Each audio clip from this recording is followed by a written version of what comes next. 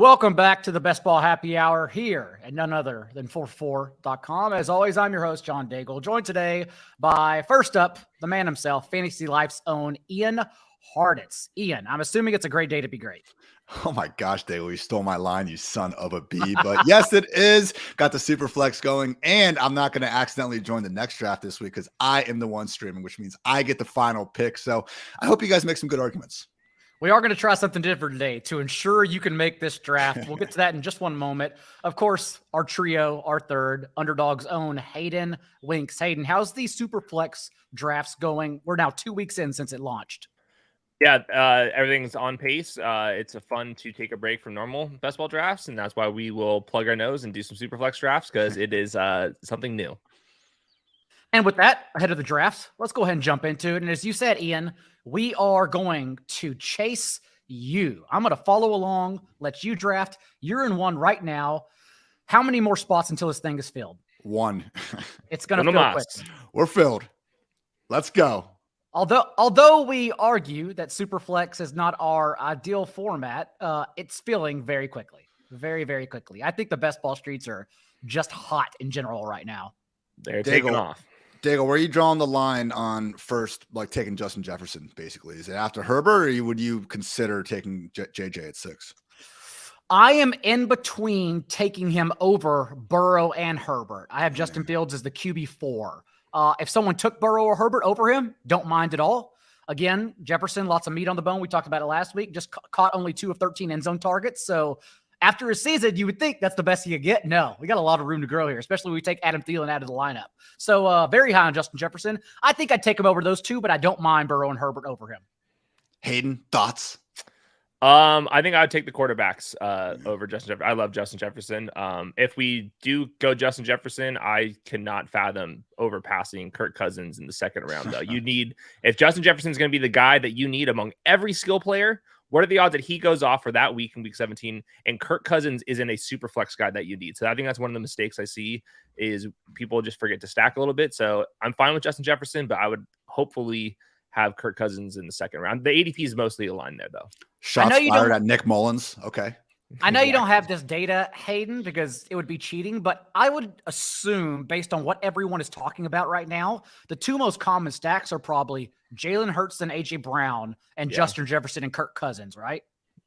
I would guess so. But I think a lot of the people that draft the wide receivers in Superflex in the first couple of rounds are also the types that are going to keep drafting wide receivers. So I think that could be a big cohort of teams going Justin Jefferson plus another wide receiver in the second round as well. I think Justin Herzig has also shared. It's very, very rare. It's a unicorn, but somehow there are some Patrick Mahomes, Travis Kelce stacks that are sneaking by out here too. Yep. Jeez. Ian, where are you at right now? What pick are we looking at here? We just took Joe Burrow. Probably could have alerted you, but we already kind of talked about it. And it's going to be reasonable to probably not get Chase. Yeah, Chase is going to be gone here soon, but we could get Higgins here coming up. Yep. Where do you stand on, and we discussed it a little bit last week, Hayden, the Superflex quarterbacks at the back end? Like, where are you drawing the line between, I think the line really right now is Deshaun Watson and Justin Jefferson?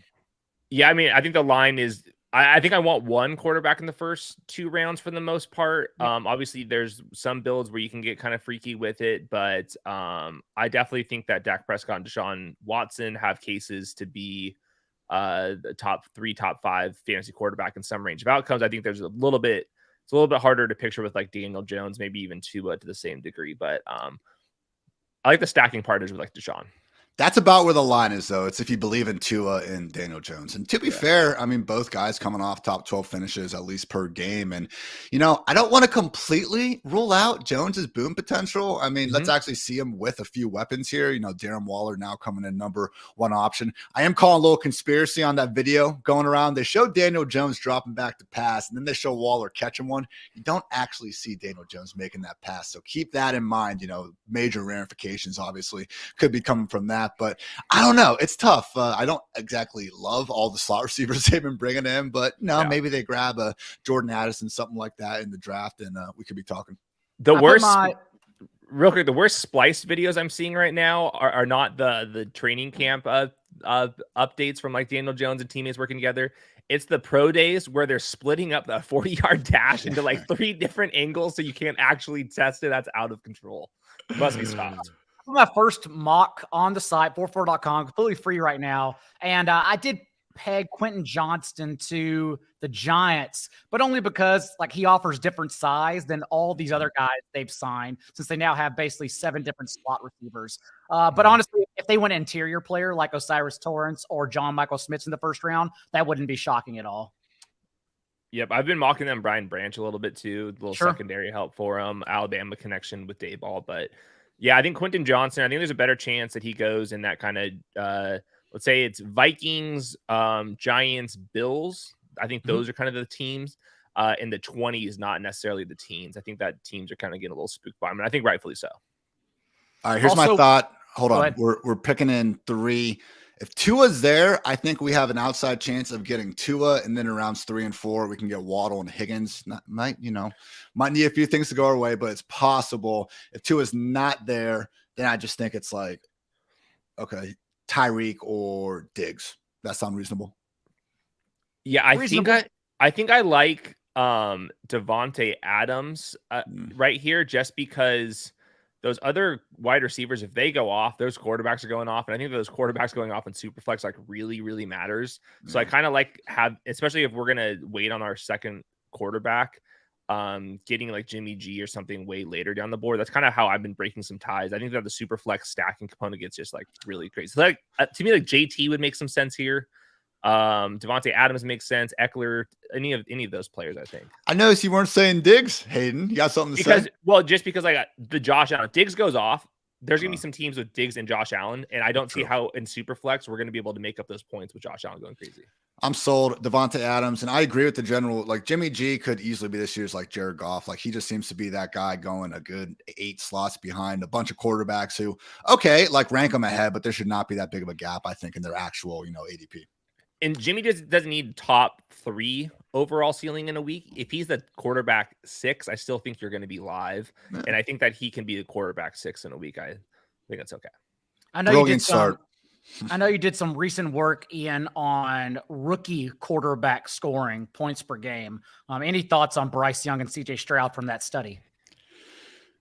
Not good. We've only had 3 top 12 per game quarterbacks over the past 10 years because that now just barely cuts off 2012 when we had Luck, RG3, and Russell Wilson all going off. But it's been Dak, Justin Herbert, and Kyler Murray. And Justin Herbert, even if you take the 3 guys from 2012 and then Cam Newton 2011, Herbert's the only one that didn't average at least 25 rushing yards per game in college. So Bryce can move around. I mean, I remember trying to find his 40, and some people were saying he could get into 4.5. It didn't feel like he even needed to run. But he can scoop, but he always looks to pass. And like his Alabama numbers with the sacks obviously taken away so low. And CJ Stroud, like I get it. I've seen the Georgia game. I've even seen the Northwestern game, but that guy is never going to be someone giving us a real rushing floor. So it's Anthony Richardson or bust. Question is how high he ends up going in this draft. I mean, do you guys think there's any chance this does end up being a Lamar Jackson-esque situation? It like as much as he killed that combine, I do think there's maybe a reason why a lot of these rushing quarterbacks haven't run over the past few years. I'm not sure Richardson's gotten the same, like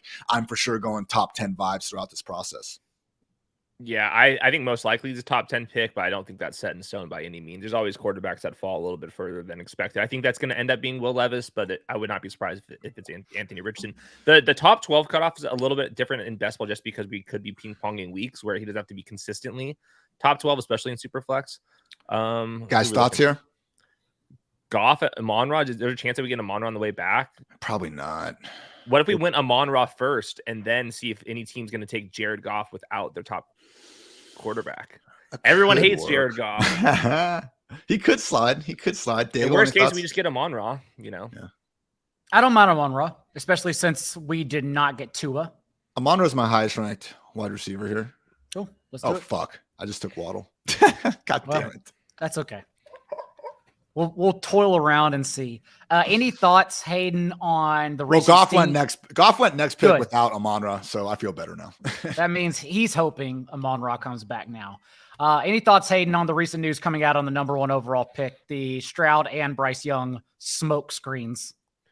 Yeah, I think it's more smoke screens. It's probably close to 50-50 on who goes. I wouldn't be laying the juice on Bryce currently. I think Bryce is overrated. That's my film take, and I think that's probably leaning into my bias why I think Stroud's going to go one. But there's so much gamemanship right now because of all the expected trades. And CJ Stroud hasn't even gone his official visit to the Panthers yet. So I haven't heard anything. Was that you and Josh saying like he shouldn't be comped to Steph Curry because like he doesn't exactly do anything like completely, Steph Curry's the greatest shooter ever. Like he for sure doesn't have the biggest arm ever. That was somebody else. I forget who it was, but I completely agree with it. I think somebody said that he's more like CP3, where where he's a distributor, but he's not the best shooter ever. And like going back to the Bryce Young scrambling thing, I think he's a good athlete, but he's not going to run in the NFL. He's not going to survive. And I think that the one thing is, I just don't like people pretending like his height doesn't matter. Like there are definitely plays where the height certainly matters and the weight definitely matters. There's some plays in the red zone where Anthony Richardson would truck stick guys into the end zone and Bryce Young's throwing interceptions. So yeah, I'm worried about the translation issues with Bryce Young. And that's why I think I like CJ Stroud to be the first pick still.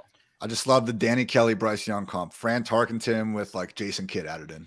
Yeah, like, that's perfect. The Danny Kelly, Jalen Hyatt comp where he said Hyatt is DK Metcalf, who's never seen a weight room, is still my favorite. Yeah, that's good stuff. Also, I do think it's interesting because Lance Zierlein, who nailed the Texans last year, so much so that he had Stingley over Sauce Gardner, and more importantly, to get Kenyon Green, Texas A&M's own, over Zion Johnson was huge. Good. He's locked into the Texans. And so the fact that he came out in his recent mock, like, there's a lot of clickbait there, but the fact for the Texans, he said, hey, if Bryce Young goes number one, like they love him so much that they may not take Stroud. I do believe that 100%. He was on, I think it was Prospect to Pros on The Athletic in today's stream. He said Tyree Wilson over Will Anderson second overall in that scenario that Brugler thinks that it's going to be Bryce. And then he said it's going to be Tyree Wilson, or not going to be. That's what he mocked. So I think the best way to play the NFL draft right now is just find some weird odd. There could be chances where the Panthers do like Stroud, but they pick swap with the Texans. There could be weird things where Bryce Young goes one and then a CJ Stroud falls further and then some team trades up to him. So like, to me, there's a million ways this can go. And like Zerline was saying, it could be Tyree Wilson ahead of freaking Will Anderson at second overall. It could be anything. Exactly, TJ. As the great call, Sherman TJ suggests, Ian, do you think Stroud has better odds of rushing for 400 plus yards per year than Bryce? I would assume so, given what we saw when all the chips were in. That windy game that I was at Northwestern to watch Stroud play, he had 6 carries for 66 yards, basically just making it all up on the fly when he was asked to. And then, of course, that playoff game against Georgia with 12 carries. Like, that's a big question for scouts is why didn't he run throughout his career when 2 big games his final year, he showed he can run. And that's kind of how I view him. Dude, he almost had this like 50-yard rushing touchdown against Purdue, but he stepped out of bounds like that much after getting like 10. Like that would have been Anthony Richardson. It wasn't Anthony Richardson LSU run level, but it was, yes, T. Higgins fell to us. Nice call right there. Nice. Good Let's job. Go. Okay, shoo.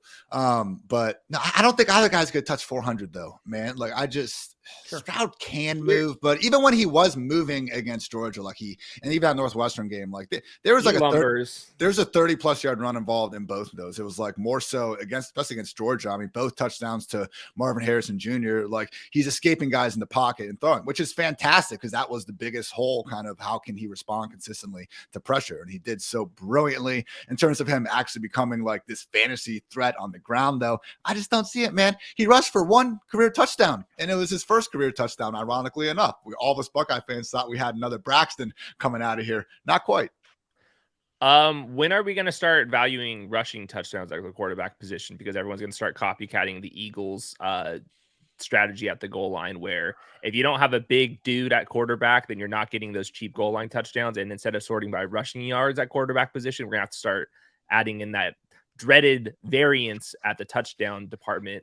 And Bryce Young's not sneaking anybody in at the goal line. I think CJ Stroud possibly could, depending on where he goes.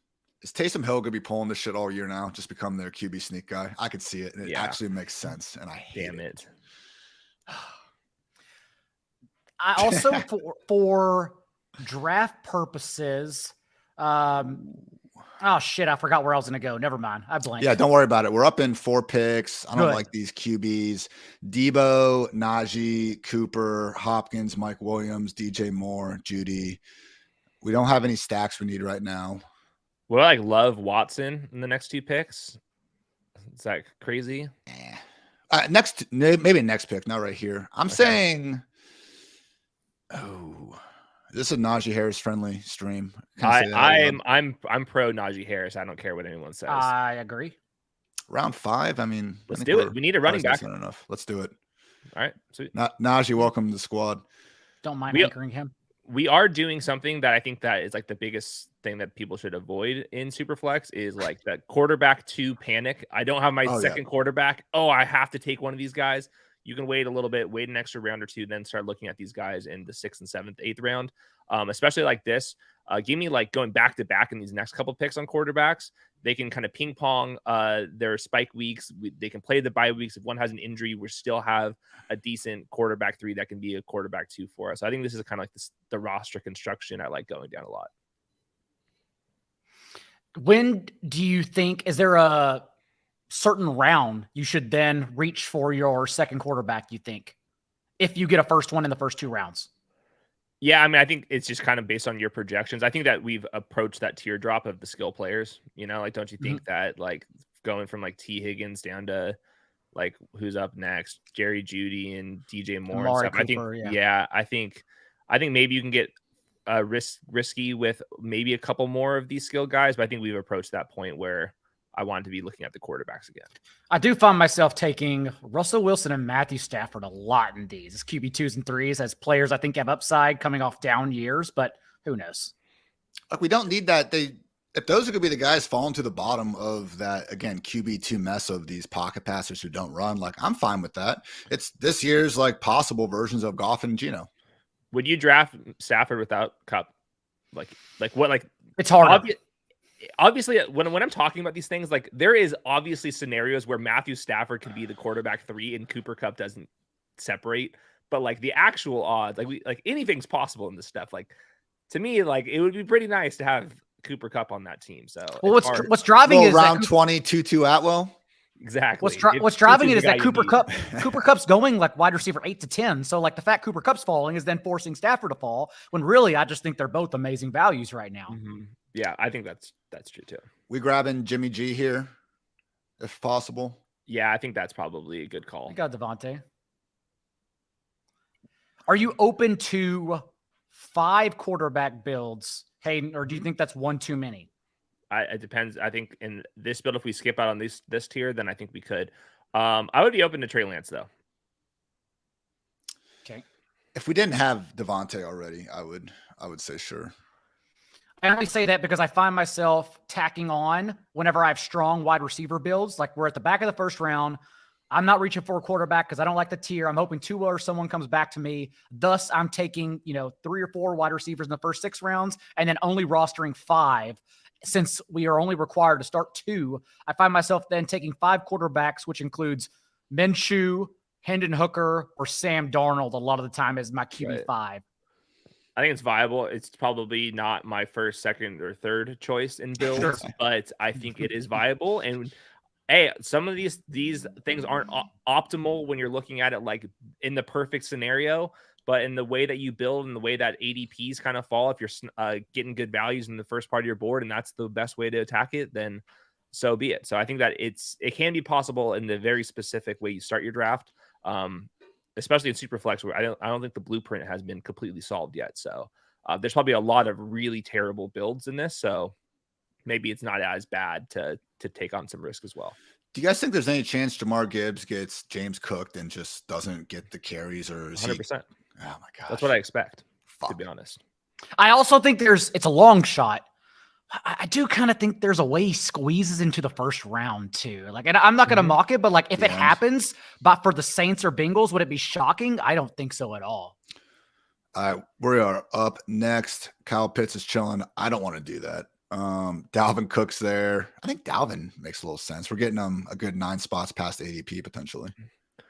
I'll be open to Dalvin. My number 1 player would be, don't cancel me, but it would be David Montgomery. But I'm sipping that Kool-Aid. We talked about that last week as well. Yeah. I don't know if he's our number one player, but I agree. I have a lot of David Montgomery. I'd be okay with Montgomery in the 8th if he falls to us, but I still have Dalvin. Dalvin's a good amount ahead value, of him. ADP value. Any thoughts on Dobbins since he's getting jammed up in this tier, Ian? We're waiting out the Lamar Jackson news. Dobbins, I assume, will be back, even though the target share for running backs in Baltimore is always concerning. Your thoughts?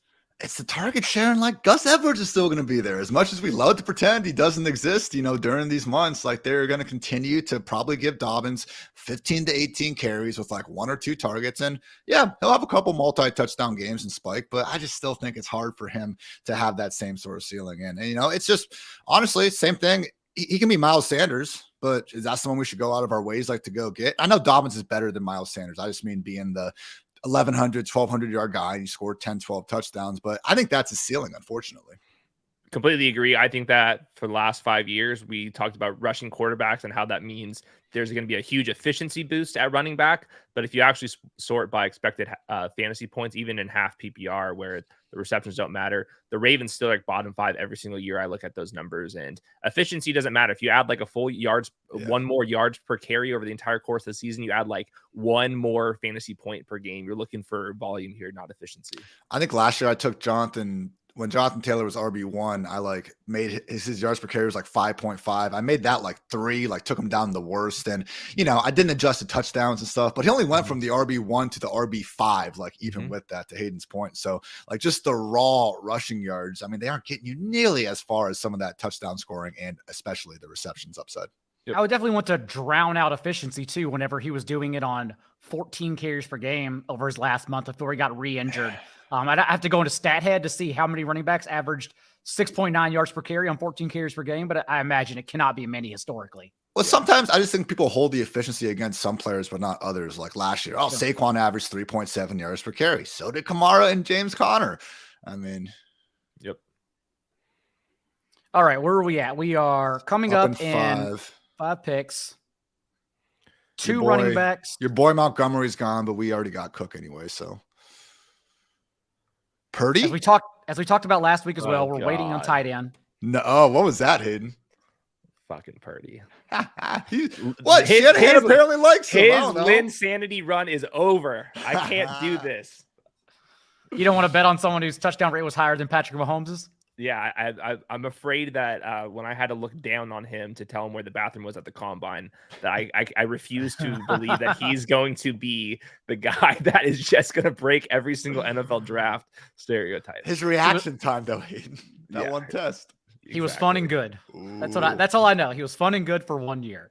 Yeah. Let's just get some of these really good wide receivers that are inexplicably low-end wide receiver 3s, I think we probably need the next 2 picks to draft a quarterback because Jimmy G's ceiling is so mid that Ritter. I'm okay with Ritter. There's a lot of like non-fantasy NFL guys that still just love Ritter. London just went right last round. Yeah, I think and Pitts is gone. We could still get like a Mac Hollins or something weird. Oh god, Scotty Miller. That switches back to wide receiver. I wouldn't mind Mac Jones. At least he's stackable. But okay, I don't hate that call. I'm not buying the Zappy bullshit. Yeah, another player. Like, are we really going to do this with 5'11" quarterbacks with no athleticism drafted in the 5th round, and now everyone's projecting them to start games? This is Daigle, Hollywood. What the hell? My clock said it was like 10 seconds. Oh well. Give it a little refresh. Yeah. I think that's why earlier I accidentally got Waddle, but that's okay. I forgive you. What was the question you were going to ask though? Hollywood or what? I was going to say, do you think that Hollywood or Godwin would have been worth it there versus, and then just seeing if a quarterback fell, or was quarterback important enough to like, okay, chill? I would still, I guess Hayden was probably leaning to his quarterback, but I kind of consider the next 5 in ADP the same person. So I would have gone Hollywood Brown because I think he could still differentiate from Chris Godwin. And that's assuming Kyler comes back after the first month. If you look at their depth chart, dude, it is a disaster. That defensive depth chart alone, they have absolutely nothing. I would imagine it's a race between them and the Bucs to be the worst record in the NFL in the Drake May, Caleb Williams sweepstakes. So I don't even know. I don't even know if Kyler plays. Who knows?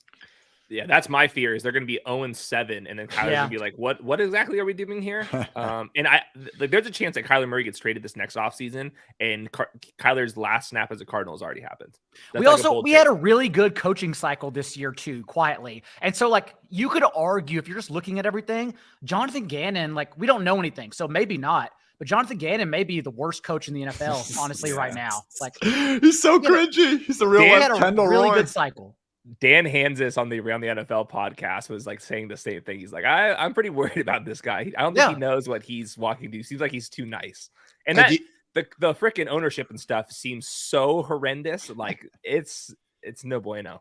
Do you guys think we need Evan Ingram here if he falls? Or should we just go late tight end? I would still just go, as we talked about, 4 late tight end. Oh, they took Deontay, you cocks. Although, like Hayden mentioned last week, tight ends, man, and I've done a few drafts since then. We even have one on the site for everyone that I took place with the 4-4 staff. Like, tight ends are falling like 3-4 rounds beyond. What do you guys like here? I got Javonte, Burks, Tony, and Ingram up. Algier, Charbonnet, Kadarius. I think Tannehill would make some sense in our build as well. But we can Tannehill, just go Burks. Yeah, that's also an option too. I would say Burks and hope Tannehill comes back. Kadarius could be a legend though. Yeah, we got Kadarius. So the reason why you have to be high on Kadarius, because if it actually hits, that victory lap is going to feel so good because all of the haters are going to feel so damn good. He might be their wide receiver 1. He might be. It's possible. Palmer said that on NFL Network that they're treating him like the wide receiber 1. But I know that Palmer, yeah. Dago's gonna bring up the Super Bowl report, and then it's like 6 snaps from whatever, Palmer himself. Yes. Yeah. And then we loaded him up in DFS. He played 6 snaps and happened to catch a Mickey Mouse route for a touchdown. Like but made Sky the Moore. punt return of the freaking century. Yeah, he almost double boinked it. He had a good punt return. Ian, your thoughts on Odell Beckham, since we seem to be doing this again with the new Julio Jones?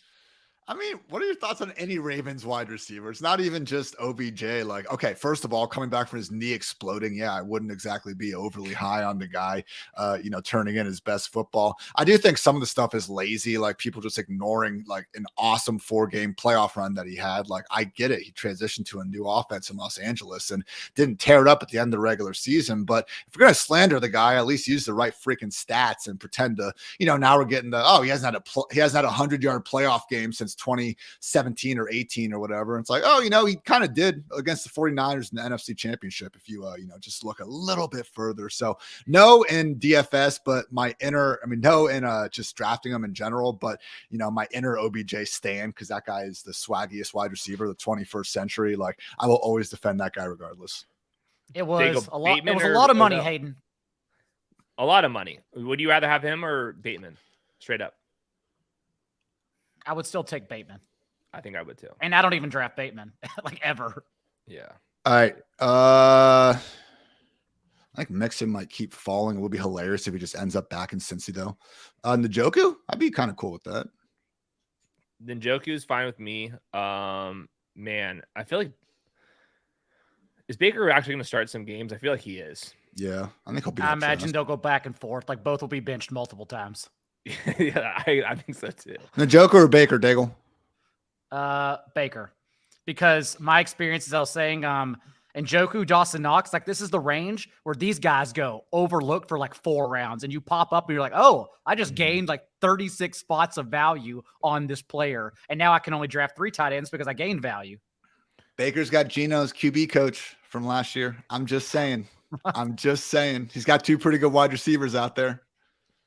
Yep, and that defense might not be nearly as good as it has been, especially if they trade Devin White. So the pick should actually be Kyle Trask, right? But there is zero chance Kyle Trask is doing any chance. Right. He had 0 pre-draft buzz, and that's almost impossible. You'll get somebody talking highly, and I'm not sure if I remember a single tweet about Kyle Trask. Even though he was a Heisman candidate his last year, but it was fraudulent because he was a turnover machine and then showed up, and it was a raining game. But what did he throw? 4 picks in that bowl game he played? It was bad. The only thing I've seen on him is like the Buccaneers saying, like, coming out and basically calling him a slow learner. Like, that's the one piece of news over the past 2 years. Not great.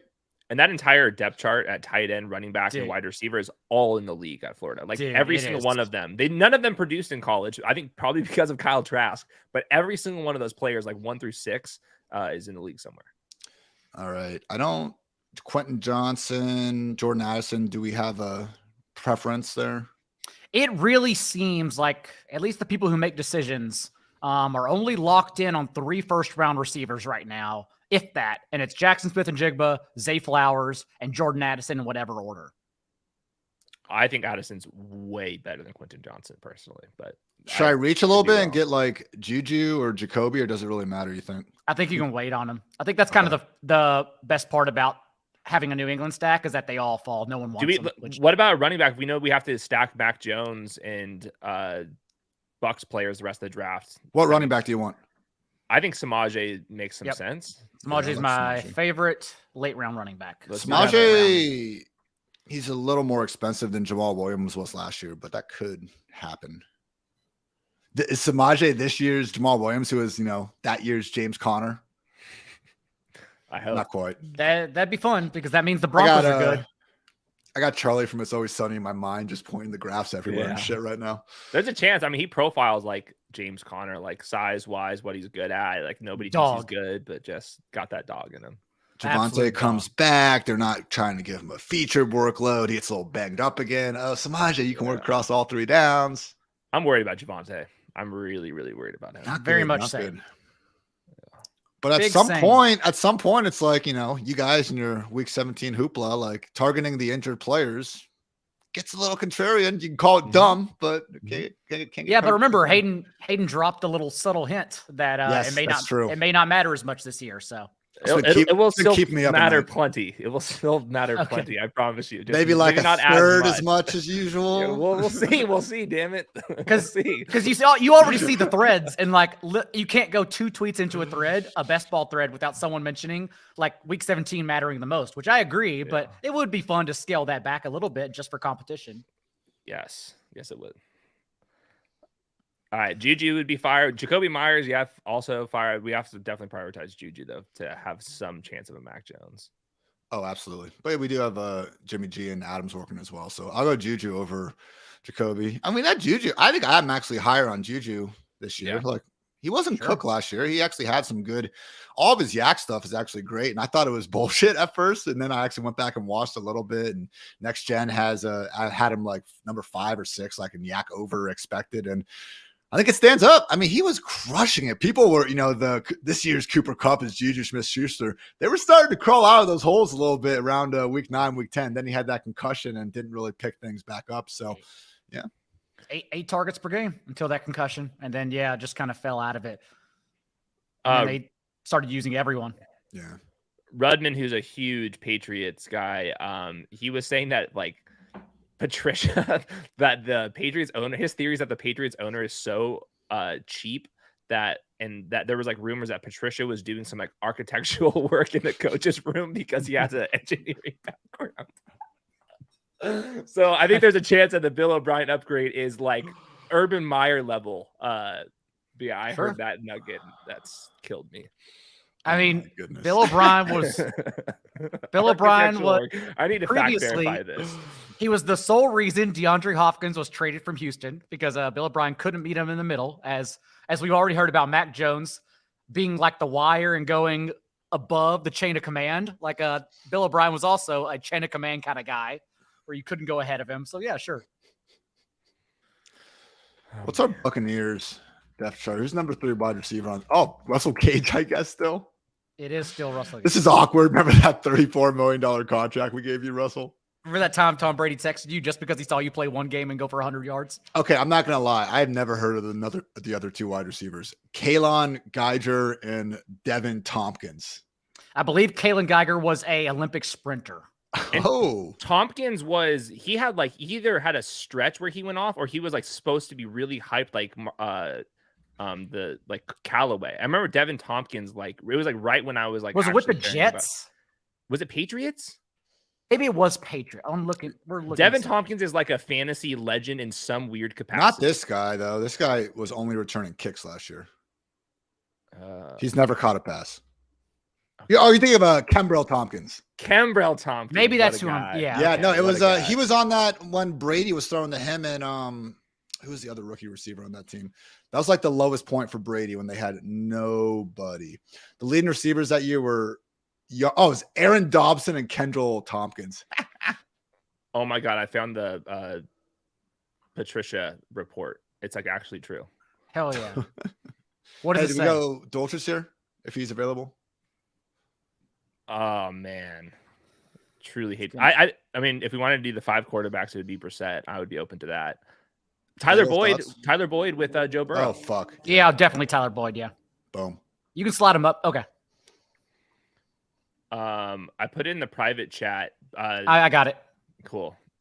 It was NBC Sports Boston's Phil Perry, who I do like.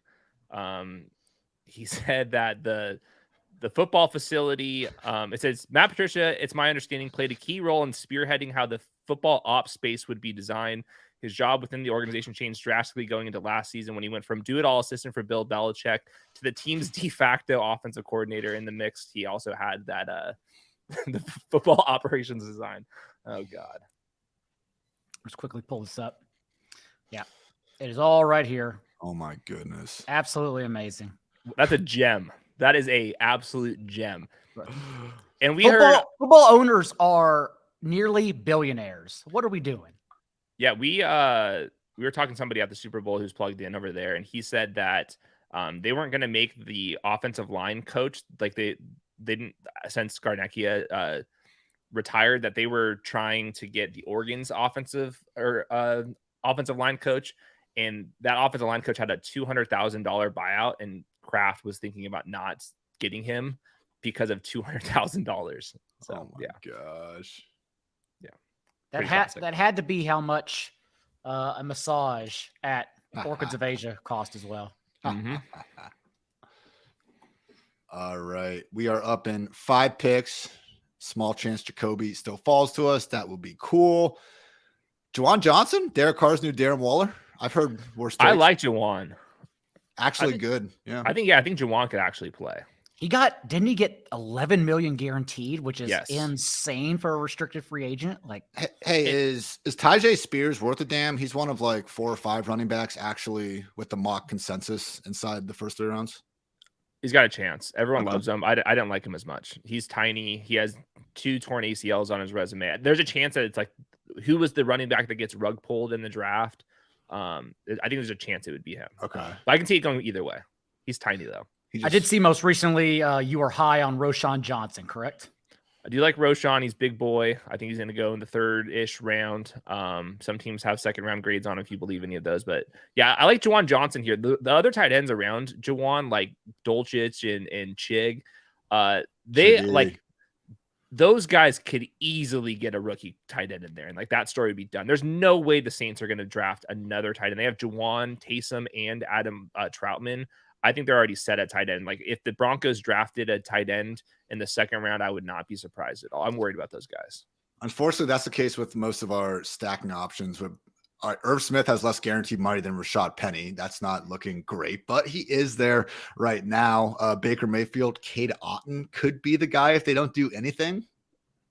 I keep mocking like Michael Mayer there just because I don't know who the Bucs are going to draft. They're wide open. Can pick so many different positions. Yeah. And like, at least they brought in like actual tight ends. Like that offense has used tight ends in like legit ways. And I watched Meyer and he reminds me of 31-year-old Gronk. He's just not as fast. He does all the same things that use him in a million ways. He's physical, but he just doesn't have the like elusiveness or speed. He flashes a little bit after the catch, but you're right. He's never like fast doing it. Yeah. He's got really short arms. I assume the Cowboys and Bengals will be looking at tight end, but the Cowboys also continue bringing in wide receivers despite Brandon Cooks being there. So I don't think they're done at that position in the 1st round, possibly either. I think Darnell Washington would be so good on either of those teams because then he doesn't even need to be this 90, 100 target guy. Just go, especially the Cowboys, man. Like the Bengals at least have T. Higgins to chuck the ball down there too. Like Michael Gallup is the Cowboys' fade artist. So do we think Irv Smith has any chance? I do love me some Irv Smith. I think he's going to get buried in the draft. Yeah, I think he's screwed. All right, what are we doing then? 1-year deal for minimum Minshew? money too. I would be open to Minshew. Yeah, I'm okay with Minshew. Everett got I like Minshew. sniped. Okay. Yeah, all these skill guys are just so horrendous. Like, Yeah, can because get I still bet on like, I mean, get some Jelani Woods later. Okay. yeah. What the fuck? I have Minshew at the top. oh, that's very strange. Oh no, that's okay. Getting a little glitchy. That's okay. Well, now we got the Burrow Irv Smith stack. Fuck. We do have that. You are correct. But now we're definitely going to need 4 tight ends in this build. If that costs me $5 million wherever this first prize is, I'm going to be pissed. I'm putting. I don't this think you're right $5 in- million out. This is Superflex. going into the engineering Slack channel right now. This stream. Time code 39 to 40 if they need it. All right. I mean, sometimes shit does get funky when you're screencasting. If we are adding Saints to Jawan Johnson, Rashid Shaheed's still there as well. Mike Gesicki makes a lot of sense for us. Shaheed looks actually good. I thought him and well, then Deontay Harris actually looks good too. I think the Saints are just developing these freaking stud young receivers. I'm not sure why they didn't feel like bringing back Deontay Hardy. My apologies, but man, both those guys, because you see the yards per out run, you're like, okay, come on, like what was this on? And start grinding that film a little bit. Guys can ball. Yeah, they basically sort by speed and just see what happens. I don't think it's the worst thing to do when you're talking about that late in the draft or undrafted. Yeah, who are our wide receivers? Just look at positional stuff because I think you can make a case that you can stop at 6 if we like these guys. That's a pretty decent wide receiver room in my opinion. Maybe we draft a 7th, but to me, I would be looking at correlation at tight end if we can, and then attacking running backs. If there's to me, Kendra Miller would make a lot of sense. I think Kareem Hunt might be just done. The Bandakanda, any of these types. Russell Gage in the 20th round.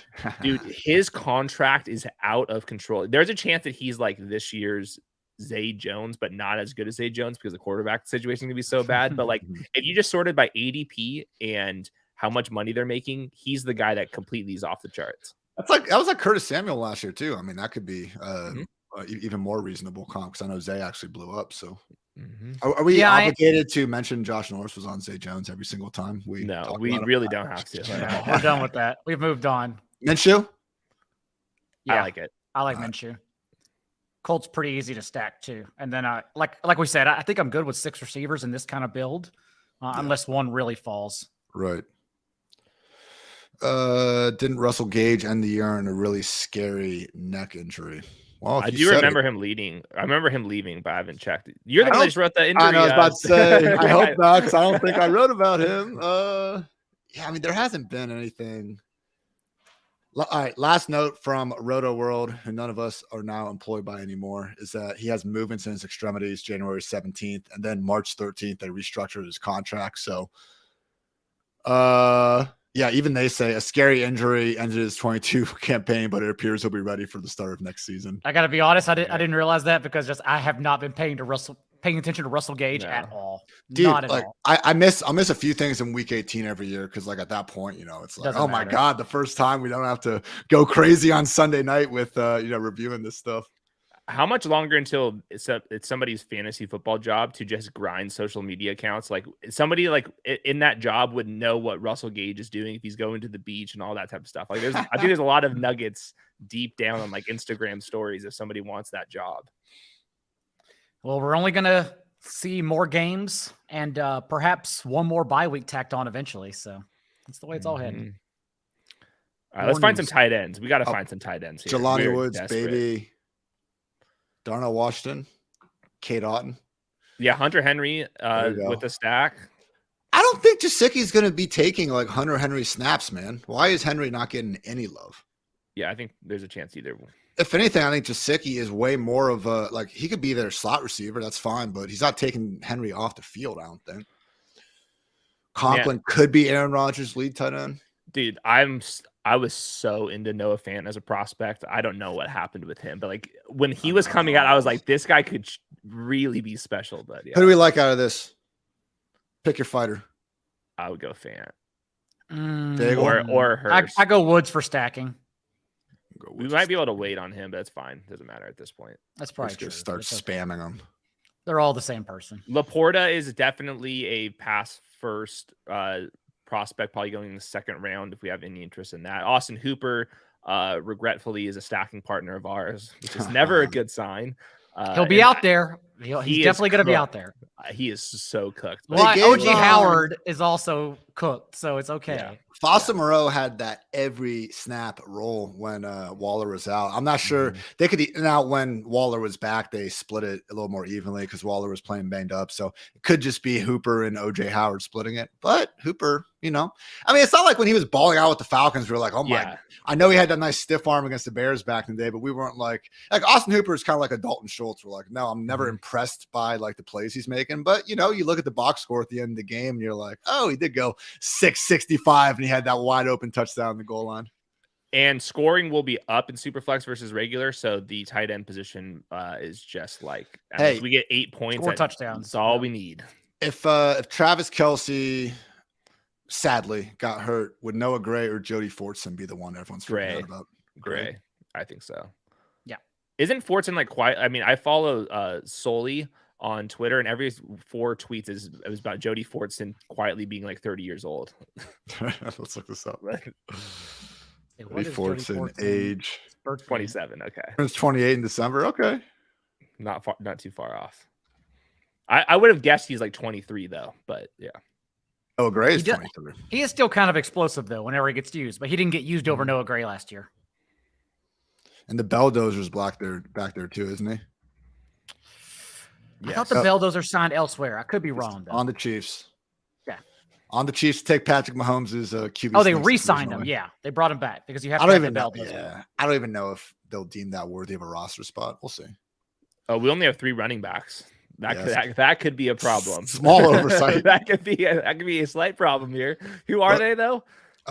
We got some ballers, Najee, Dalvin, and okay. Ballers, strong word. We got some potential bell. We got some queue up CH, Jerome Ford. Start getting all these guys ready. I think Chuba's not the worst. He's like clearly their number 2 right now. Miles Sanders could miss some time. That's fine. New coaching. I've heard of worse. No, not. I just wonder if the new coaching staff gives a shit about him. Probably not.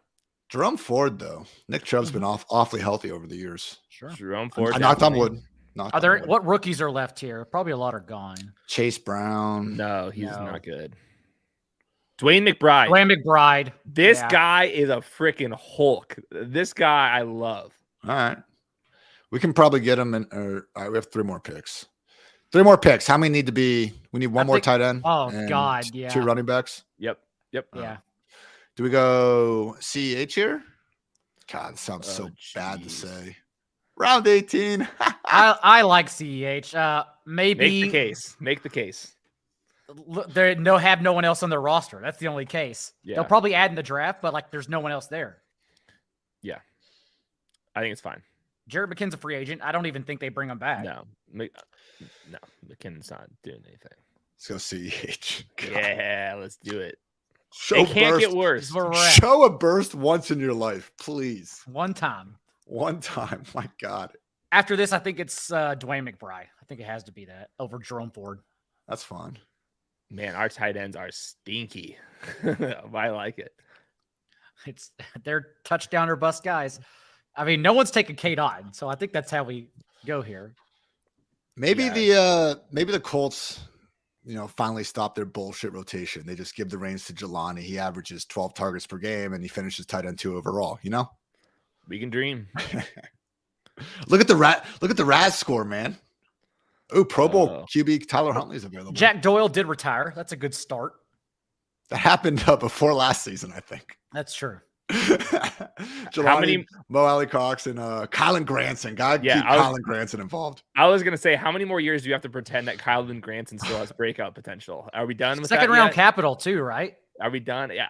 It was early 30. I was somewhere around there though. Maybe there. Yeah, day 2. It's no good. I think was he really day 2? That's so depressing. So bad. I think it's 3rd round. Let's get Kobe Fleener another tryout. That'd be nice. 4th round, 127th overall, but I think he was like the 3rd tight end off the board or something. That's what it was. Yeah. That class was weak. Darnell Washington's a grown ass man. He might be a 1st round tight end. I think that would be pretty sweet if we can get him. Yeah, I agree. At the top though, ADP is Bears analytics gem, Chase Claypool. You know, you have a good analytics department when they're putting it into a cylinder with arrows that comes directly from Microsoft Excel. Love that. Let's go, Darnell. It's going to look even worse too, because like the end of the first pick of day 2 is going to have so many good players left over. Like Emmanuel Ford, Darnell Washington could be there, Will McDonald, the list goes on and on. Yeah, such a bad pick. And everyone knew it right away. Like it was like, what? Because they had another second round pick. And like even that would have been too much. But at least that was like 50th overall. And they got just bullied into that one. It's just so Jeff bad. Okudah for a 5th rounder compared to Chase Claypool for the first pick of day 2 is egregious, man. It's what so bad. Just so bad. And the people were like, oh, we can't evaluate Justin Fields unless Chase Claypool's on the field. Have you seen Justin Fields? It takes 1 second. The guy is running past everybody, and he just needs some time to develop to see if he has a chance. And Chase Claypool, learning a playbook halfway through the season, is not moving the needle at all. And where the hell were those people the entire offseason when they didn't add anyone to it? So like, and then guess what? We never even got Claypool out there because he was learning the playbook and then banged up. Mooney got hurt right after. I mean, that's the thing. Fields and Daniel Jones, like those passing stats are brutal, but those were already pass catching rooms, specifically wide receiver that we didn't like. That were pretty much consensus bottom 5 groups. And then all those guys got hurt on top of it. Yeah, really bad. Okay. Yeah, to me, I love Dwayne McBride. Is there any other rookies that we can look at, see if there's like any deep sleep? I think Zamir White always makes some sense to me. Pierre Strong, there's a chance with him. I don't hate Pierre Strong. The Patriots obviously looking into running backs. No, can't do Deuce. So Hassan Haskins, if they trade Derrick Henry, I mean, there's something. Oh, I forgot Hassan Haskins was a person. Yeah, no, he had that. He had that random start against the Cowboys, right? Yeah, I don't think it went well. He did. Did not go well. Did not. I remember last year I was all over Haskins. Everyone's like Jerome Cunningham or some shit. I like how we've behaved on the Ronald Jones. Like there was maybe a couple of years ago, this Ronald Jones ADP would have been a lot different, but we are properly reacting now. Tony Pollard's still a 3rd round pick, and that's insane to me. All we've done is wait for Ezekiel Elliott to become a free agent, and now no one's jumping on Tony Pollard. It's crazy. Yeah. He's my overall RB5, so couldn't be me. He and Nick Chubb, man, the ADPs are wrong. They're just wrong. Where do you have Chubb? You're saying he should be higher? Top 5 RB as well. Oh, yeah. Oh, nice. Yeah. I have him 8th, I think, so I think I'm still ahead. 7 yards per carry from 11 personnel last year. Oh, yeah, buddy. Like, we're getting it on. That's great, but just give me some freaking receptions, which could very well happen. Yeah, but for him, like, it hasn't even really mattered. And plus, like, the running backs this year are so bad. Man, he's been top 12 PPR scoring these last 3 years. I think he's been like expected PPR points has been like 28th, 20th, and like 18th. Like it's actually because that's the thing. I mean, he's getting over 300 touches, so I don't want to be like, oh, like you need to, free Nick Chubb or anything like that. But just give us like what Derrick Henry got last year, man. You can throw the ball to these dudes 30 times or something like that. All right, Ian, go ahead and review your draft where we helped out a little bit.